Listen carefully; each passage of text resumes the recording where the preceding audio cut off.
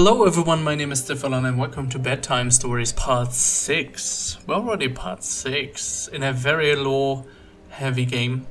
And we're just watching this execution, this very slow execution that's going down.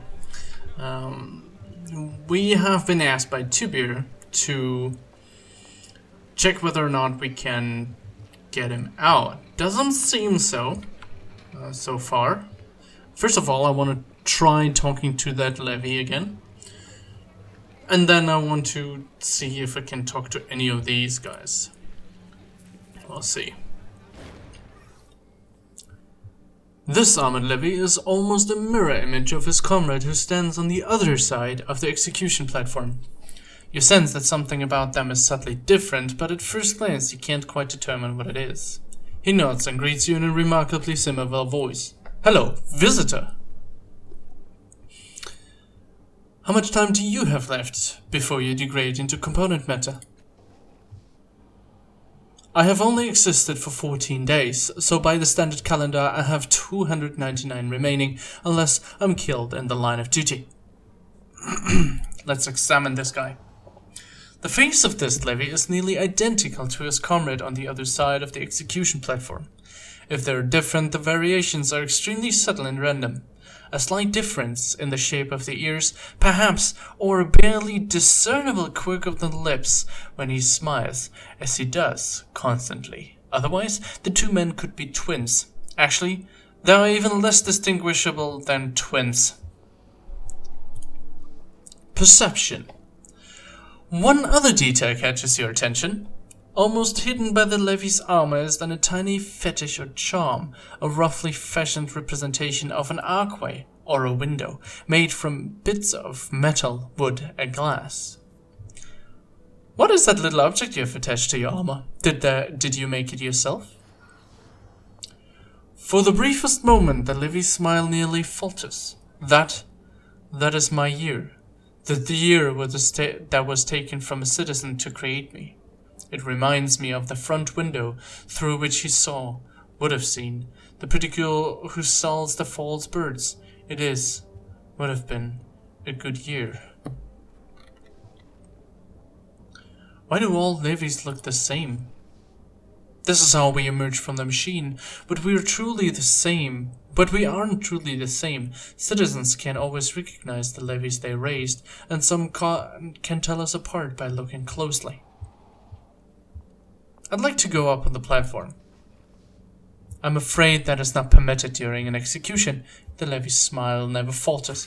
If you wish, you may appeal to the official in charge. He points to the stocky man who stands at the projecting edge of the execution platform, dressed in indigo finery. Okay. We can't get any further if we're not... Tell me what's happening here. We try to do it now. Tell me again about the execution. Tell me what the crime was. Let me ask you something else. Who are you again? Okay, we're not getting anywhere. Let's try Tibur again. The old soldier is still pacing at the edge of the crowd, anxious. He brightens when he sees you. Ah, you have returned. Have you changed your mind, my friend? Are you here to help? I had some more questions about Riz. Certainly. What is your plan? A simple one, but it requires nerve. Listen, he lowers his voice. It could be nothing for someone of your noble demeanor to masquerade as the civil official and ask the council clerk for an archived copy of an old stay of execution. Once you have it, I'll write out a fresh one and add Riz's name. Then we'll present it to the overseer here and the poor Riz will be set free. He spreads his hands. There you have it. A foolproof, risk-free plan.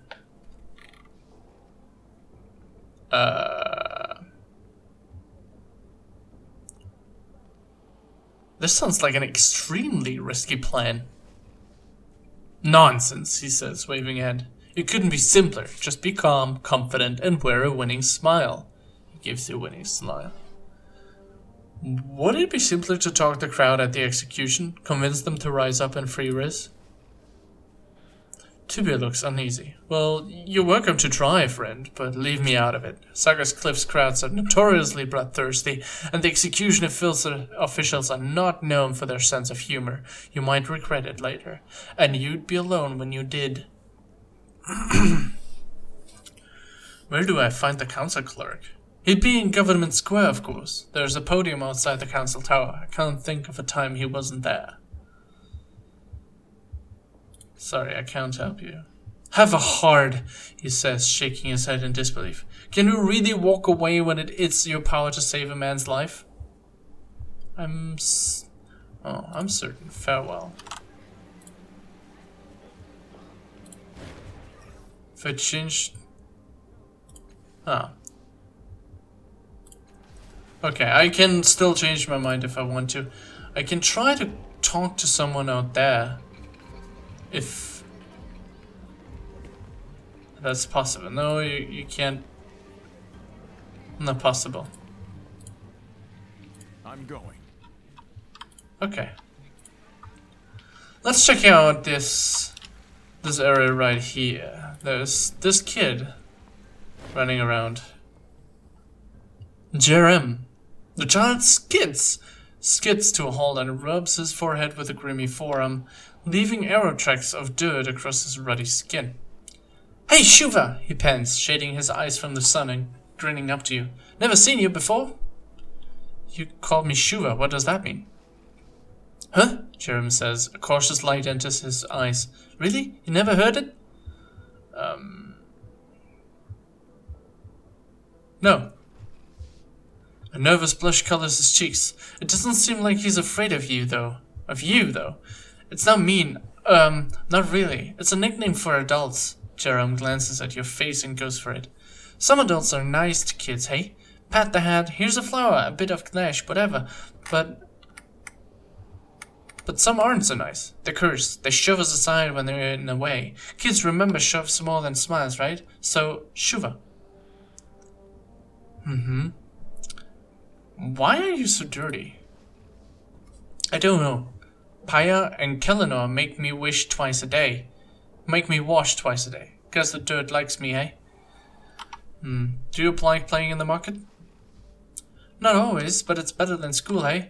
And I like watching some of you make sculptures. The ones that go sharp and curly. Reminds me of the monster on the side of Scarhall. Scarhall? What is that, a building? Yeah, Shuva, Jerem says, chuckling. It's just a building at the center of town. 1,000 hands tall, with a mural on the side like Sophie's sculpture, but flat, and in a purple rock. Don't think you're going to miss it if you look for it, eh? We might, Kadistich whispers, studying Jerem with something like concern. The Scarahall was a grand temple at the center of town, like the child says. I say was, because it was torn down centuries ago. I do hope he's lying, because otherwise he's mad. Huh? Don't your parents worry about running around here alone? My parents? Jerem says, eyebrows crinkling. You mean Paya and Kellinor? They're watching me until my Maud and Ciro come back from me. What does Maud and Ciro mean? Huh? Jerem says, looking as puzzled as if you'd ask him what hands are for. Maud, Ciro, my parents. You asked me about them. Paya and Kellinor are taking care of me until they come back. Weariness steals over Jerem's expression. He bites his lip as though he fears he has said too much, and is trying to hold the rest to his words in. Wow, if I could read minds, this would be great.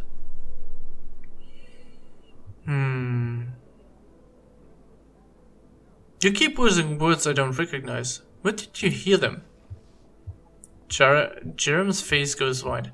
I'm not allowed to tell adults about that, or about where I'm from. His gaze steals to Paya and Kellinor, both of whom are suddenly taking a greater interest in your conversation. Don't ask, eh?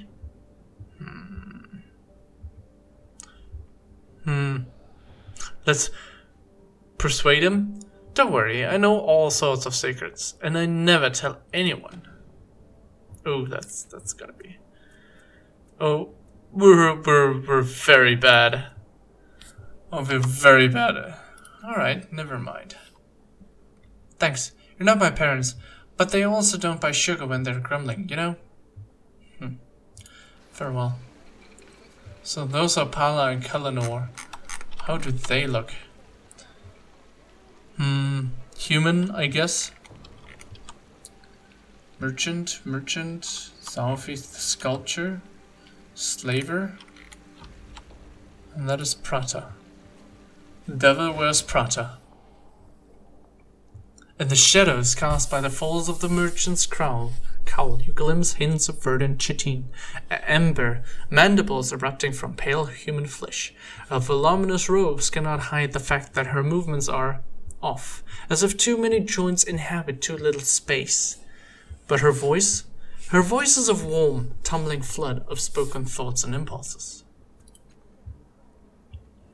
A fair afternoon to you, warm, isn't it?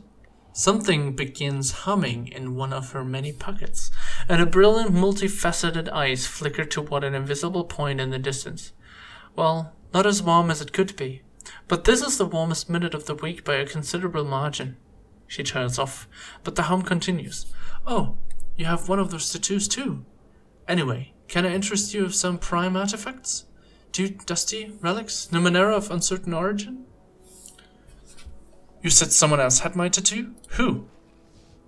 Oh, right. A pale lady. She wanted me to fix an artifact of hers, but I couldn't make any sense of it. And that is rare, believe me, Prata sighs.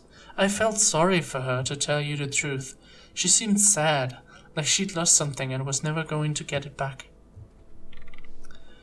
Interesting, so there was a cast-off. Tell me about the pale woman with the tattoo again. She'd either lost something or was just lost. I wish I could have helped her.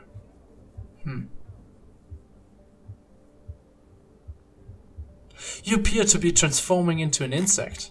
Oh yeah, that was... be shown. I know! Isn't it fantastic?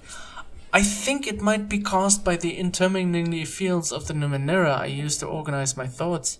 All the ones I'm selling. Maybe all of them? You never know how a variety of ciphers will interact with each other. They're such fun.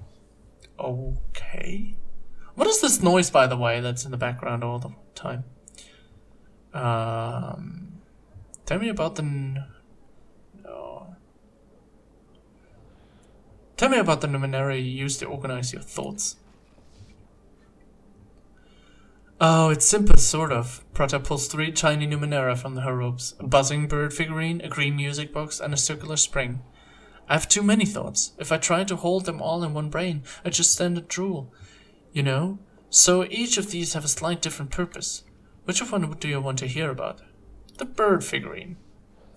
Bird is pretty simple. If I'm running with a great thought I don't have time to complete, I shunt it into her so I can pick it up later. She doesn't make everything smell like berries, though. Okay. And the music box? Jade box is a tough old lady. If I'm rolling with a more complex line of thinking, I bring her up, and she chomps the individual ideas and feeds them back to me. I try to use her as little as possible because she gives me headaches. No, what's the opposite? Headies? Prata frowns. Anyway, they're worse than headaches, because you can't go around thinking everything is alright. It's bad for your health. The circular spring.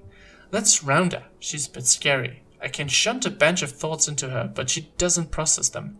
She just gives them back to me, slightly changed, and infinitely better than when they went in. Prata leans in conspirationally. I try not to use her much, she whispers. It feels like cheating. Let's talk about something else. So, I'm looking for someone who can repair a complex machine. Can you help? Oh, I'd love to. Complex machines are my favorite. But no, I shouldn't. I'm really behind on work orders this month.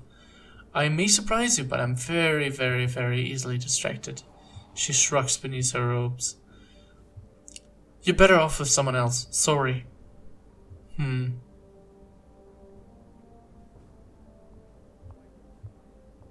Never visited the city before. Can you tell me about it? No, she laughs and sounds like a cloud of insects taking flight.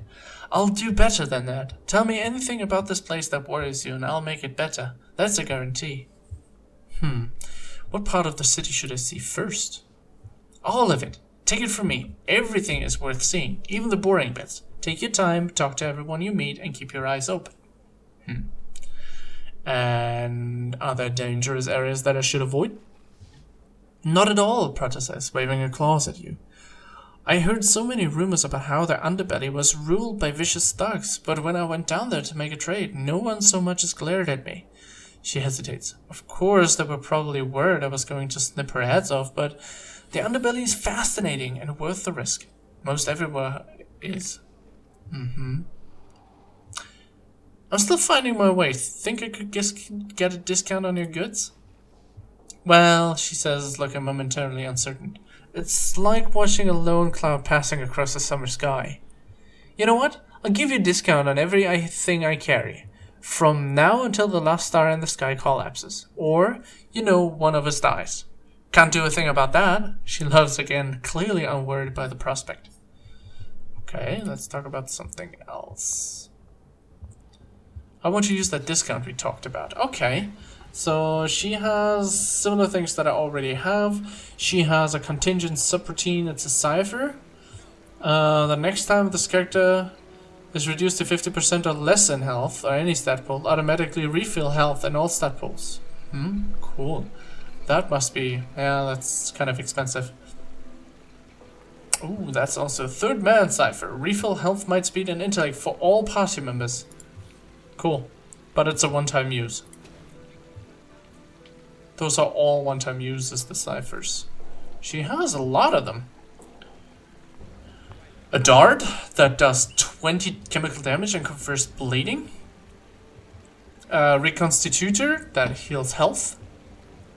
A fixed detonator that deals 12 transdimensional damage and confers hobbled to our characters in range.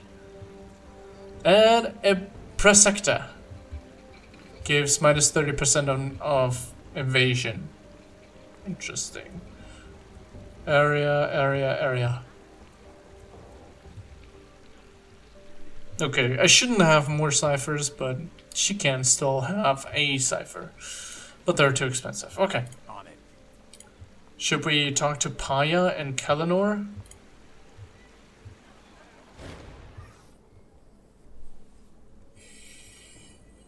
This couple stands together, their shared gaze fixed away from you. No words pass between them. Instead, they share a silent language of tenderness. Their bodies turn subtly towards each other, forming a private space between them. His hand reaches for hers, and without looking, she claims it. Still looking past you, they smile together. His is a curving line carved in oak, hers an unbashed and radiant as a lantern on a starless night. Turning, you see the object of their attention, a young boy darting between the stalls and playing in the dust. Each distant, exhilarated shout widens their respective smiles and tightens the grip on each other. Perception. But all is not entirely well here. Your sharp eyes notice their knuckles whitening on their joint grip, and silvers of sorrow or fear in their eyes. The child's joy seems to be a source of pain for them as well.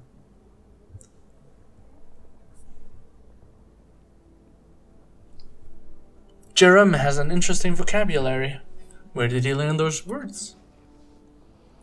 Paya and Kalinor glance at each other. You know children, Paya says, with a brief, unconvincing laugh. Mine's like an open bag, catching every bit of truth that gets thrown their way. Pay him no mind. Is that your son? Kalinor says, yes, he says firmly. He's still watching the boy, but a wary stillness has spilled into his posture. She swats his shoulder, and there is more punch than playfulness in it. Not yet, she says. We adopted Jaren, and we are waiting to see how he feels about that. Aren't we, Kalinor? His eyes flicker stubbornly, but he does not respond. Why did you decide to adopt? Well, Kalinor and I, we've been together for how long? Years, Kilena says, a glint in his eye.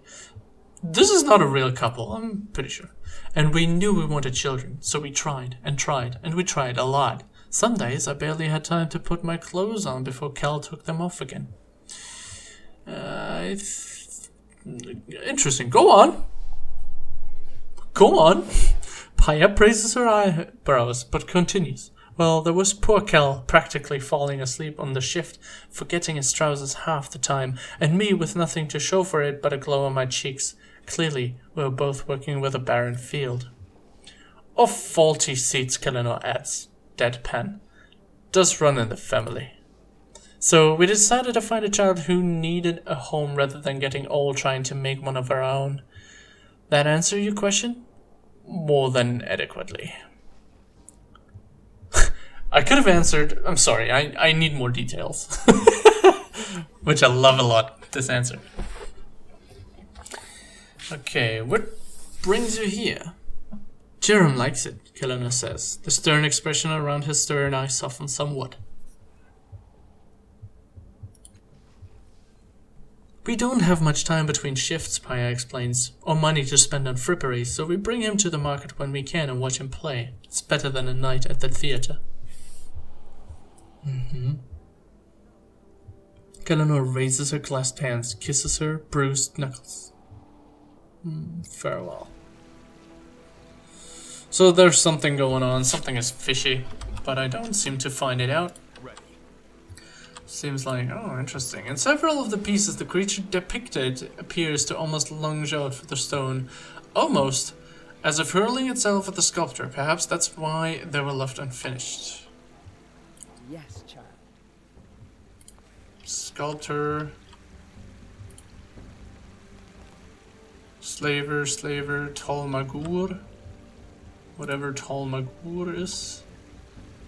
Who is Tolmagur? Let's find out. Tolmagur. As you approach, the wild-haired woman eyes you speculatively and whispers something to her companions. They burst out laughing, and a slight smirk plays around her lips. A breathing mask dangles from a cord around her neck, and you can see where it has cut permanent grooves into her face. She ruffles her hair, messing it still further, and sings out, "Come to buy a slave, cast-off? If you've come to me, you must want something of the sort." How do you know I'm a cast-off? The tattoo. I've had dealings with you kind before. I know about you. She rakes her fingers through her hair. If anything, the motion serves to obscure her vision even more. So, cast-off, I have information you might want. Of course, it comes with a price. What kind of information? You think you'd get it from me that easily? I don't think so. I know your type, you cast-offs. Not a one if you can be trusted. I give you this information, you're gone before I can collect my price. So you forgive me if I decline to say outright what secrets I hold. Making a note. One of my wards has run off. She's taken a head wound. Not my doing. And I've been watching after her. I don't know where she's gone, but I suspect she's headed to Cliff's Edge. Plenty of other urchins clamoring about the place, and she'd find it easy to blend in. Sadly, my troop and I are detained here, so we can't go ourselves. She's a scrawny child, name of Ren. Head wound, but it's covered by dark curly hair. Has a little necklace around her throat. Babbles about her gods. Go get her for me, and I'll tell you what you want to know.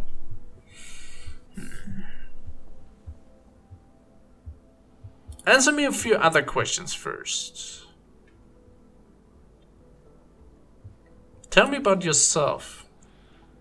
I am a slaver. I'm the last person you want to make an enemy. I've got a reputation for coming through on my word. Nothing else need concern you.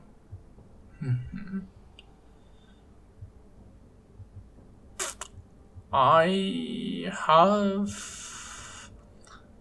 had some questions about the cult of the changing god. Her lip curls. Delusional meaning seekers. They spend their time chasing their imaginary deity, ignoring what it means to be alive. Oh, what has he done now, they say. Can I tongue this divine ours? As if I knowing this life makes theirs any better.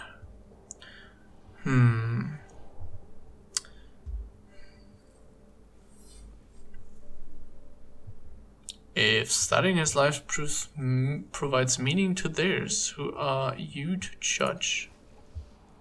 Who am I to judge? Just another person watching some dim globs waste their lives in a fruitless pursuit. They can follow that for all they like, totally up to them, but don't expect me to cheer stupidity on.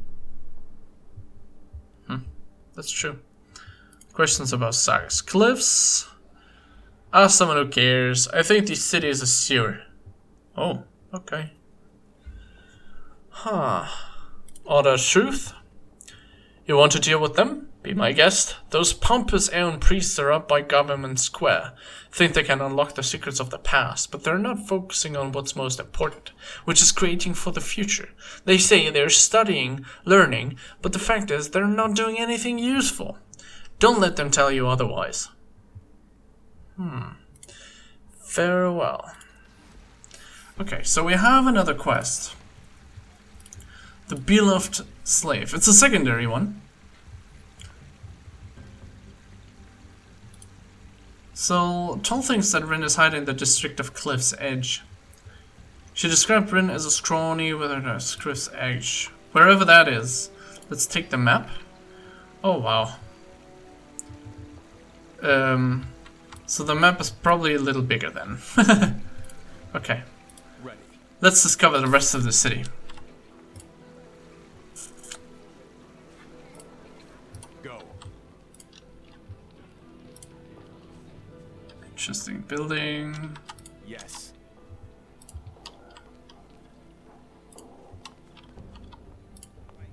All right. Huh. With alacrity. Okay, there is a Naturally. outside. Let's save here. We call it Bedtime Stories Part 6. We save here. If we encounter something automatically, Yes, child. we have a save. Oh, a mutant. Green one, interesting. I'm going. Put a couple stuff in, leave the area here. If we have a automatic encounter automatically, then we are able to do that in the next All right. episode. I just want to discover the city and make sure that we have seen everything. Fine. Yes, child. If we go up here, that is also leaving the area to a specific area. The genocide? The genocide? What? You're called the genocide. What are you? Not showing. Looks like an orc, but there are no orcs in this world. Or are there? Okay, there are a couple more people to talk to. There's definitely some sort of alien in here. Really interesting. So we have a bazaar kind of thing. Market. Those are changing god cultists. Interesting.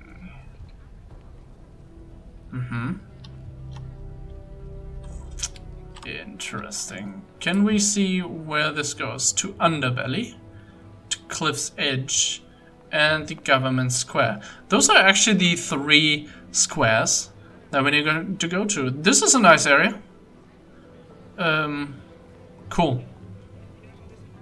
Interesting. So, game design wise, we came out from under and we work our way up into 3 different directions. Now we have options. We have an executioner ground. We directly get in being pushed into the happenings in the city, which I find very good. Anyway, I don't want to talk too much. I have been talking for a lot. And this was episode 6, I would say. Oh, some shady creatures here. Does he move at all? No? Doesn't seem like it. Oh, interesting. So, this was episode 6. My name has been Sylphalon. If you want to know about Numenera, if you want to know about the game, if you want to know more about the world, leave me a comment, press a like, show me that you're engaged, show me that you want to see more of this game, and keep me encouraged to record all this. It's a lot of work. Hope you're enjoying it. I certainly do. It's a lot of fun, actually. It's very interesting to immerse myself in this world. Alright, without further ado, have a good night, everyone. Goodbye.